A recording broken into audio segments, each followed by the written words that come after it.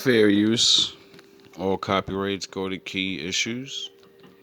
The Winter Soldier program, a devious project that originated in the 1940s, this video will explain what that program was, how it came to be, how it affected the Marvel Cinematic Universe, and how it ended. I'd like to clarify that this video will not be discussing the comic books at all, but rather the Marvel Cinematic Universe only.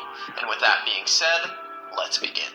The Winter Soldier program was devised by the Swiss-born Hydra scientist Arnim Zola and begun when the 107th Infantry Regiment of the U.S. Army was captured.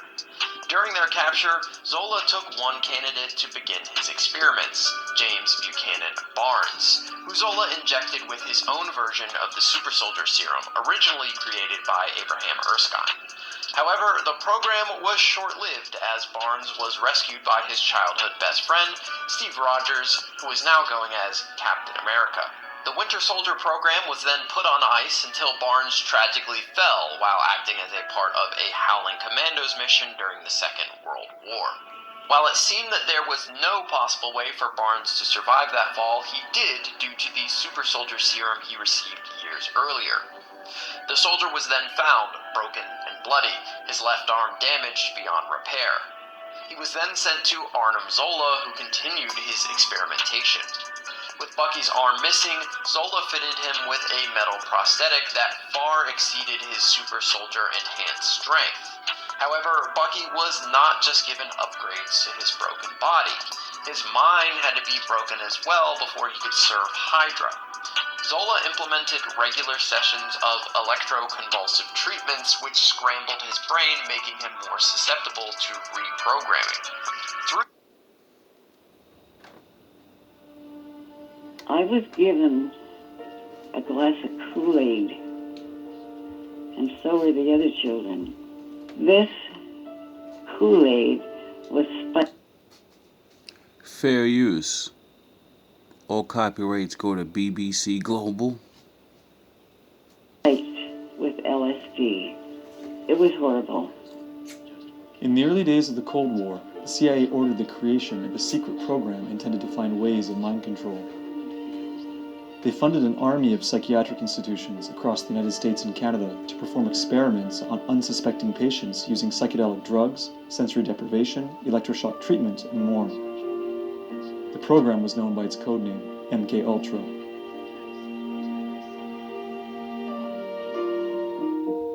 At the end of the Korean War, a number of freed American POWs came home seemingly brainwashed and espousing communist propaganda. American officials suspected that the soldiers had been subjected to what they thought were new communist mind control techniques. Alarmed by the situation, the newly formed CIA allocated $25 million for psychiatric experiments on human beings. It was the most secret program ever conducted by the CIA in the United States. Patients at psychiatric hospitals, prisoners in federal institutions, and even people in the public were given drugs without their awareness or consent and experimented upon. Initial projects within MKUltra included Operation Midnight Climax. They established what were called safe houses, where prostitutes would lure men to these apartments. Through these treatments, they were able to erase decades of memories, and in the case that Barnes would ever remember who he was or become non-compliant, they created a series of code words meant to be a fail-safe should something go wrong. These words were harmless alone, but when strung together in the proper sequence, they would completely reset the Winter Soldier's mind to a more acquiescent state. The codes used by Winter Soldier's handlers were Longing, Rusted, 17, Daybreak, Furnace, 9, Benign, Homecoming, 1, and Freight Car, in that order. After properly destroying the mind of Barnes and rebuilding it to their liking, Hydra would send the Winter Soldier on many high-profile missions that, quote, shaped the century. If the Winter Soldier was not out on an active mission, Hydra would keep their assassin cryogenically frozen to preserve one of their greatest assets. While the Winter Soldier likely has some de-aging and regeneration abilities due to his super soldier injections, Hydra decided it was not necessary to have the Winter Soldier active at all times. After all, he was the most dangerous assassin alive, and keeping him under lock and key would ensure he could not turn on Hydra or be captured by their enemies. So decades pass, and the Winter Soldier performed his duties to perfection, becoming a legend and spoken about in hushed voices, a ghost story, a perfect assassin. Until 1991, when Vasily Karpov, the head of the Winter Soldier program at that time, fought out the assassin for another important mission. Hydra had discovered that Howard Stark had recreated the super soldier serum and sent the Winter Soldier to assassinate Stark and recover the serum for Hydra. With the serum in hand, Hydra planned to create more Winter Soldiers and chose the Kill Squad with more kills than anyone in Hydra history to become the next group of Winter Soldiers. And while the treatments were successful, making Winter Soldiers stronger, faster, and more durable than Barnes himself, there were unforeseen complications with Stark's super soldier serum. Hydra found that these new Winter Soldiers were aggressive beyond the point of ever being controlled. Determining that the risks of deployment were just too great, Hydra decided to deep freeze the new squad indefinitely. Decades passed, and eventually the Winter Soldier was defrosted by Alexander Pierce to ensure the success of Project Insight by assassinating Nick Fury. After believing the Winter Soldier was able to assassinate Fury, Pierce sent their soldier to eliminate Steve Rogers and Natasha Romanoff.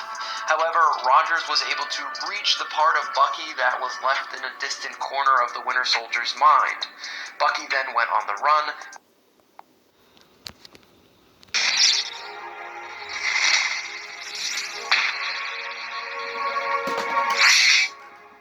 Oh, no you don't. You're forgetting what I can do. Vegeta, destroy this nuisance. Kill the Supreme Kai.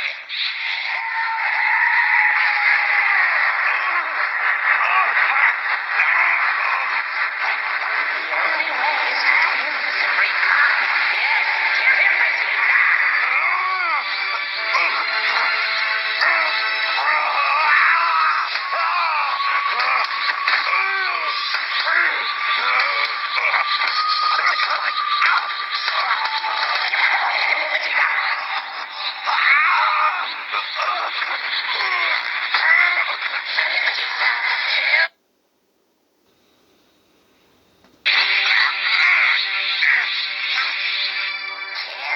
Kill the Kai. No, get out of my head. I've already told you. I will not be distracted from this anymore. I won't. It will take more than head games to stop me. You may have invaded my mind and my body, but there's one thing a Saiyan always keeps. His And then once the men were in the apartments, they were dosed with LSD, and then they were basically studied by CIA scientists, usually behind a two-way mirror. Another common practice was the hosting and observing of LSD-induced parties with live music. These parties were called acid tests, and the culture that grew out of them played a key role in the development of the hippie and psychedelic movements a few years later. However, some of the most damaging experiments occurred at the Allen Memorial Institute in Montreal, Canada. There, under the direction of infamous Scottish-American psychiatrist Dr. Ewan Cameron, unsuspecting patients, many of whom had common ailments such as postpartum depression, were experimented on with aggressive drug cocktails and extreme techniques. My father was a victim of Dr. Cameron. He was a 27-year-old, healthy skier, canoeer, very athletic, and he had asthma. They told him if he went to the Allen Memorial, they could cure his asthma. My father, Charles, was a patient of Dr. Cameron's. He had a trigeminal neuralgia.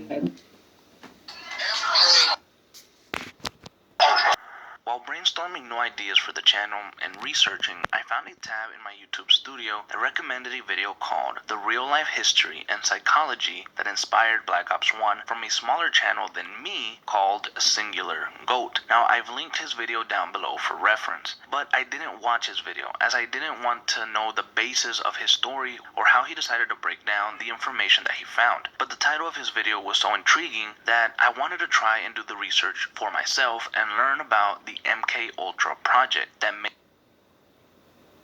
have inspired some storylines in Call of Duty Black Ops 1. Now, for my own personal knowledge, I've heard rumblings about the CIA conducting mind-controlling experiments or subjects throughout my whole life. I've seen a few movies that depict some of these topics. However, I've never done the research to find out what they meant or how it actually worked. Because if you really think about it, mind-controlling sounds like a work of fiction, something that would appear maybe in a cartoon for a kid show, or a movie, or maybe a fake magician trying to trick people, because real mind control can't actually happen, right?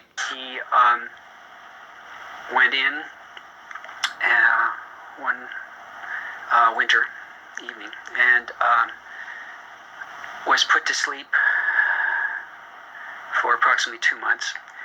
He was given shock treatments of various kinds, gradually building intensity to an intensity and a frequency that was not certainly the routine or standard at the time. Well, before diving into the MK Ultra project, we need to look at a drug created in 1938 by Albert Hofmann, a Swiss chemist who created lysergic acid diethylamide, also known as LSD, which was a strong psychedelic drug which caused the user to have intensified thoughts, emotions, and sensory perception. If given at higher doses, LSD would cause the user to manifest primarily mental, visual, and auditory hallucinations. The director of the MK Ultra project saw this as an opportunity for mind control, and in the early 1950s, the US would buy the entire supply of LSD. Sidney Gottlieb, the director of the MK Ultra, would begin to pass the LSD medications unknowingly to prisoners, hospitals, institutions, clinics, and other foundations in order to see how regular people would react to the drug without their knowledge.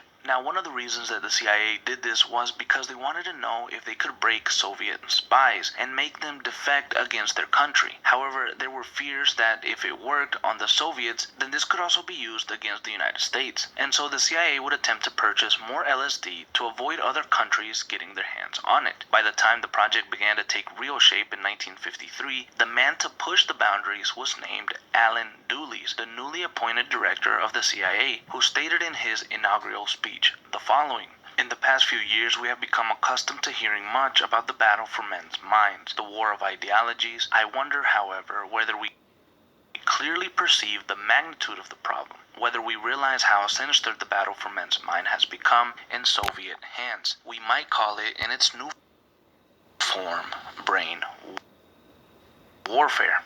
With Alan Dulles ready to fight against Soviet brainwashing, he began to give LSD in a more controlled form to mental patients, prisoners, drug addicts, and prostitutes. And years later, one agency officer said that it was given to people who couldn't fight back. One of the more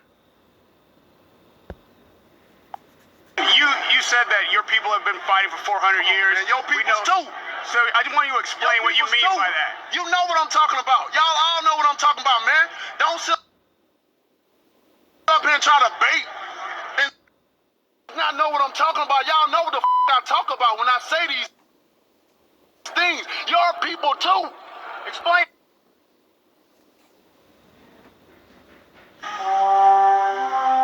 There is no dark side, nor a light side. There is only the Force. I will do what I must to keep the balance.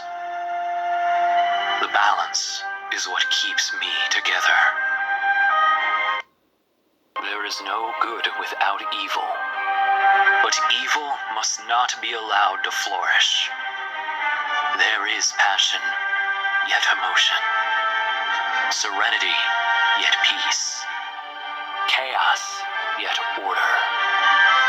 I am the wielder of the flame, the protector of balance. I am the holder of the torch, lighting the way. am the keeper of the flame, soldier of balance. I am the guardian of balance. I am a gray Jedi. All love, all praise to the Most High.